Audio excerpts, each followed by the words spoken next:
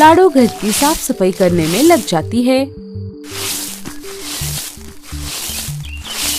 थोड़ी देर बाद बल्लू अनाज लेकर घर आ जाता है। ये देखो लाडो, मैं आज बहुत सारा अनाज लेकर आया हूँ। हमें ये अनाज बहुत दिनों तक चलेगा। हाँ बल्लू जी, आपने बिल्कुल सही किया। चलिए अब आप फ्रेश हो जाइए। क्या हुआ लाडो, तुम क्या सोच रही हो? जब से मैं घर आया हूँ तुम खोई खोई सी लग रही हो। बोलो ना, क्या बात है? कुछ नहीं बल्लू जी, कल रात मेरी माँ मेरे सपने में आई थी।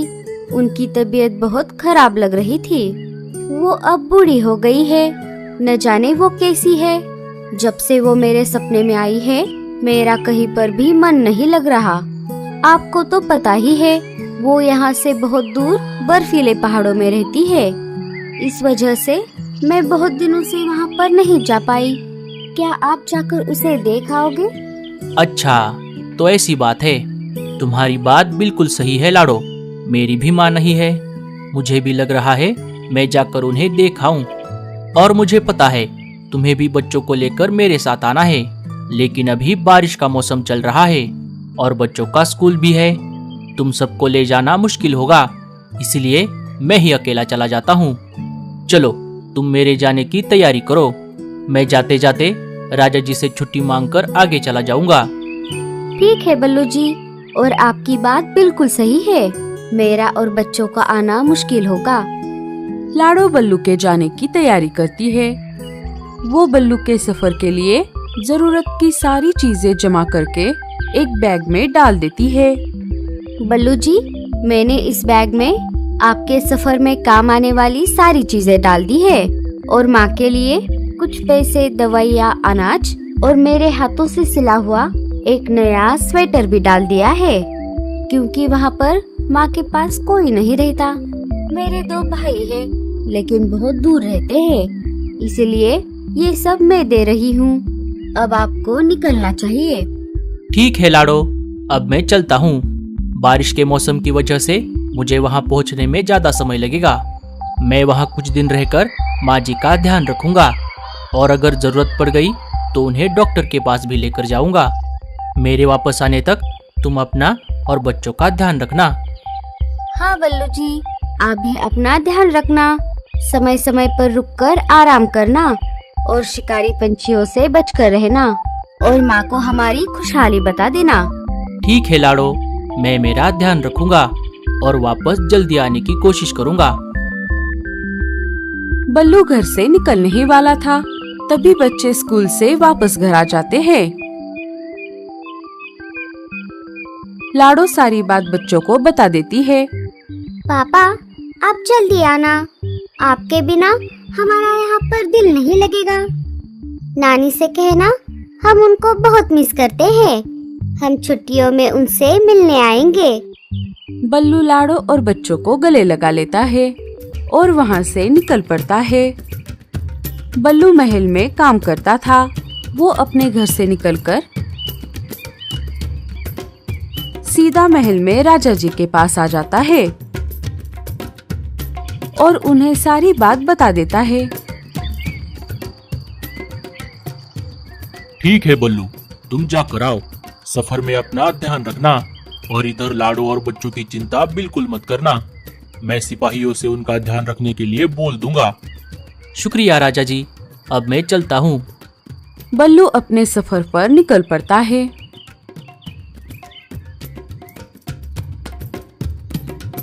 कुछ दिन बीत जाते हैं। बल्लू जो अनाज लेकर आया था वो अब खत्म हो रहा था।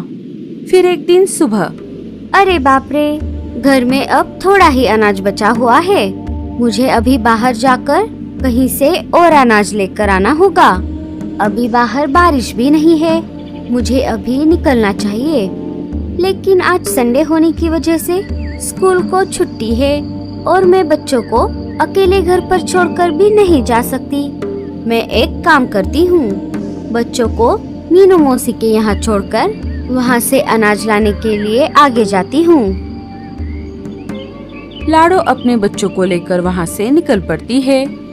थोड़ी देर बाद वो तीनों मीनू मौसी के घर आ जाते हैं।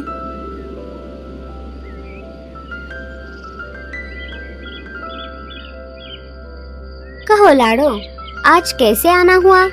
मीनू मौसी, बल्लू जी मेरे माँ का हालचाल पूछने मेरे मायके गए हैं और घर में अभी थोड़ा ही अनाज बचा हुआ है। मेरे अनाज लेकर वापस आने तक क्या बच्चे यहाँ पर रह सकते हैं? अरे लाडो, ये भी कोई पूछने वाली बात है।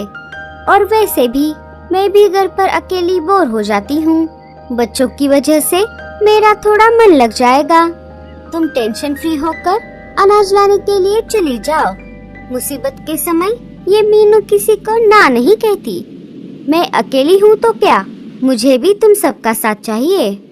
ठीक है मीनू मौसी, आपका बहुत बहुत शुक्रिया। मैं आते आते आपके लिए भी अनाज लेकर आऊंगी।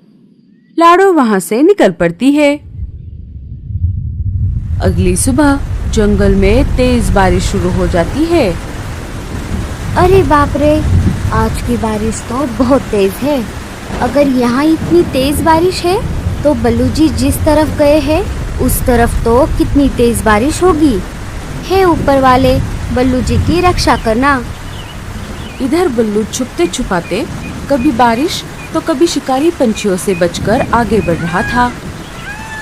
2-4 दिन और बीत जाते हैं। लाडो और बच्चे अकेले पड़ जाते हैं। मम्मी, पापा कब आएंगे? हमें उनकी बहुत याद आ रही है। आ जाएंगे बच्चों, जल्दी आ जाएंगे। थोड़ी देर बाद रानो और बुलबुल अपने बच्चों के साथ लाडो से मिलने उसके घर आ जाती है। बच्चे और लाडो उदास बैठे हुए थे। सारे बच्चे बाहर खेलने के लिए चले जाते हैं। क्या बात है लाडो, तुम इतनी उदास क्यों बैठी हो? क्या बताऊं बहनों, बल्लू जी मेरे माँ से मिलने यहाँ से बहुत दूर बर्फीले पहाड़ों की तरफ गए हैं। वो अब बूढ़ी हो गई है। बल्लू जी को गए बहुत दिन हो गए, न जाने वो कब वापस आएंगे। उनके बिना मैं और बच्चे अकेले पड़ गए हैं। अरे लाडो बहन, तुम चिंता मत करो। बर्फीले पहाड़ यहाँ से बहुत दूर है ना, और ऊपर से बारिश का मौसम भी चल रहा है, इसीलिए उन्हें देर हो गई होगी। वो बहुत जल्द घर वापस आ जाएंगे। हाँ लाडो, बुलबुल ने बिल्कुल सही कहा। और बल्लू भैया के वापस आने तक तुम एक काम क्यों नहीं करती? हमारे जंगल में बारिश की वजह से बहुत सारी नई नई सब्जियाँ आई है। तुम हमारे साथ बाजार में उन सब्जियों को बेचने चलो। इससे तुम्हें पैसे भी मिलेंगे और तुम्हारा दिन भी कट जाएगा। हाँ लाडो, ये बहुत बढ़िया रहेगा। रानो, बुलबुल, तुम दोनों का बहुत बहुत शुक्रिया। जब तक बच्चे स्कूल में रहेंगे मैं तब तक बाजार में सब्जियां बेचूंगी। तुम सब तो हो ना मेरे साथ? अरे बस कर पगली, अब रुलाएगी क्या? तीनों के आंखों में आंसू आ जाते हैं। दूसरे दिन सुबह लाडो बच्चों के नींद से जागने से पहले जंगल में जाकर बहुत सारी अलग अलग प्रकार की सब्जियां और फल लेकर आती है। जब बच्चे स्कूल चले गए तब वो सारी सब्जियां और फल लेकर बाजार में आ जाती है। सब्जियां ले लो, सब्जियां, ताजी ताजी सब्जियां, सब्जियां ले लो। दोपहर होते होते बच्चे स्कूल से निकलकर सीधा बाजार में लाडो के पास आ जाते हैं। मम्मी, हम आ गए। बोलो बच्चों, तुम्हें इन फलों में से कौन सा फल खाना है? मम्मी, मुझे ये अमरूद खाना है। हाँ मम्मी, मुझे भी। ठीक है बच्चों। लाडो बच्चों को एक एक फल दे देती है। इधर बल्लू जैसे तैसे करके आने वाली हर मुसीबत का सामना करते हुए बर्फीले पहाड़ों की तरफ आ जाता है। थोड़ी देर और उड़ने के बाद वो माँ जी के घर पर पहुँच जाता है। घर के अंदर आकर उसने देखा लाडो की माँ सच में बीमार पड़ गई थी और दर्द से करा रही थी। माँ जी, ओ माँ जी, क्या हुआ आपको? आंखें खोलिए, ये देखिए मैं आया हूँ, बल्लू। लाडो की माँ धीरे धीरे आंखें खोलती है और बल्लू की तरफ देखती है। अरे जमाई राजा, आप यहाँ इतनी दूर कैसे आ गए? कहीं ये मेरा सपना तो नहीं है? नहीं नहीं माँ जी, मैं सच में आया हूँ। अरे बाप रे, जमाई राजा, आपने इतनी दूर आने की तकलीफ क्यों उठाई? ऊपर से बारिश का मौसम भी चल रहा है। क्या लाडो और बच्चे भी आए हैं? नहीं माँ जी, मैं अकेला ही आया हूँ। दरअसल बात कुछ ऐसी है कि बल्लू माँ जी को सारी बात बता देता है। लाडो को आपकी बहुत याद आ रही थी, इसलिए मैं आपका हालचाल पूछने आया हूँ।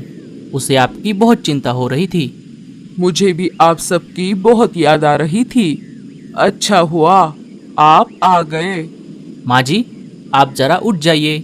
मैं आपके लिए कुछ दवाइयाँ और खाना लेकर आया हूँ। और लाडो ने आपके लिए अपने हाथों से सिला हुआ एक नया स्वेटर भी दिया है। और आप मुझे जमाई राजा मत कहिए, मैं आपके बेटे जैसा हूँ। अरे बेटा, एक बूढ़ी चिड़िया के लिए इतना सब कौन करता है? तुम दिल के साफ हो, इसीलिए इतने दूर आ गए। नहीं तो यहाँ मेरे खुद के 2 बेटों को आकर सालों हो गए। इतना बोलकर माँ जी की आंखों में आंसू आ गए और वो रोने लगी। माँ जी, आप मत रोइए। अब आपके ठीक होने तक मैं यही रहूँगा। आपके ठीक होने के बाद मैं वापस चला जाऊँगा। इधर लाडो ऐसे ही एक दिन बाजार में अपनी सब्जियां बेच रही थी। बच्चे भी उसके पास बैठे हुए थे।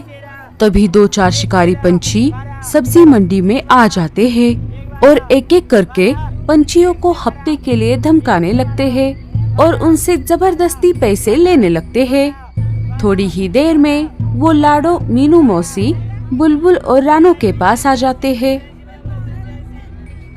चाल रही बुढ़िया, फटाफट से हफ्ता निकाल। आ गए रे फोकट का खाने वाले। इनको तो जरा भी शर्म नहीं है। हम जैसे गरीबों से मांग कर खाते हैं। अरे ओ बुढ़िया, जल्दी कर, फटाफट से हफ्ता निकाल। मीनू मौसी, ये सब कौन है और ये हमसे पैसे क्यों मांग रहे हैं? अरे क्या बताऊं लाडो, तुम सब्जी मंडी में नई आई हो ना, इसीलिए तुम्हें कुछ नहीं पता। ये शिकारी पंछी जब भी मन में आए तब यहाँ आकर हमसे जबरदस्ती पैसे मांगते हैं और ना देने पर हमारे बच्चों को उठाकर ले जाने की धमकी दे देते हैं। इसीलिए हम उन्हें चुपचाप पैसे दे देते हैं। ये बहुत खतरनाक है। पिछली बार ये कबूतर के बच्चों को उठाकर ले गए थे। तुम चुपचाप इन्हें पैसे दे दो। सारे उन शिकारी पंछियों को पैसे दे देते हैं, सिवाय लाडो को छोड़कर। मैं नहीं दूंगी, ये मेरे मेहनत के पैसे हैं। क्यों री चिड़िया, तुझे एक बार बताने पर समझ नहीं आ रहा? लगता है तू ऐसे नहीं मानेगी। बटले, काने, उठा लो इसके बच्चों को। चील के ऐसा कहते ही लाडो बहुत डर जाती है। नहीं नहीं, ऐसा मत करो। ये लो, तुम ये सारे पैसे ले लो। लाडो पैसे दे देती है और रोने लगती है।